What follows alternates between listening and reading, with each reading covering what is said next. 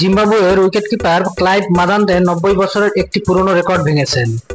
প্রায় শতবর্ষ যে রেকর্ডটি তিনি নিজের করে নিয়েছেন সেটি এর আগে ছিল ইংল্যান্ডের উইকেটকিপার লেস অ্যামেসের।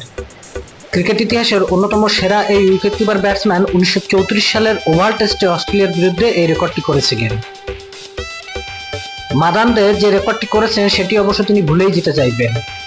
রেকর্ডটি টেস্টের এক ইনিংসে কোনো উইকেটকিপারের সর্বোচ্চ ২২ রান দেওয়ার। ইংল্যান্ডের উইকেটকিপার লেস অ্যামেস ৯০ বছর আগে ৩২৭ রানের ইনিংসে দিয়েছিলেন ৩৭টি ২২ রান, আর মাদানদে দিয়েছেন ৪২টি ২২ রান। প্রথম ইনিংসে জিম্বাবুয়ে ২১০ রানের জবাবে আয়ারল্যান্ড করেছে ২৫০ রান। ৪০ রানে পিছিয়ে থেকে দ্বিতীয় ইনিংস শুরু করা জিম্বাবুয়ে দ্বিতীয় দিন শেষে বিনা উইকেটে ১২ রান তুলেছে। এখনও তারা আয়ারল্যান্ডের প্রথম ইনিংসের থেকে পিছিয়ে ২৮ রানে। এই ম্যাচ দিয়েই টেস্ট ক্রিকেটে অভিষেক মাদানদের। অভিষেক ম্যাচটা তার জন্য খুব একটা সুখকর হয়নি।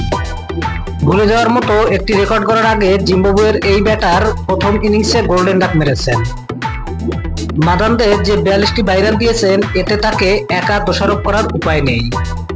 জিম্বাবুয়ের বোলাররা বেশ কিছু বল করেছে লেগ সাইডের অনেক বাইরে, সেগুলো ব্যাটসম্যানদের ব্যাট ফাঁকি দিয়ে চলে যায় মাদানদের নাগালের বাইরে দিয়ে।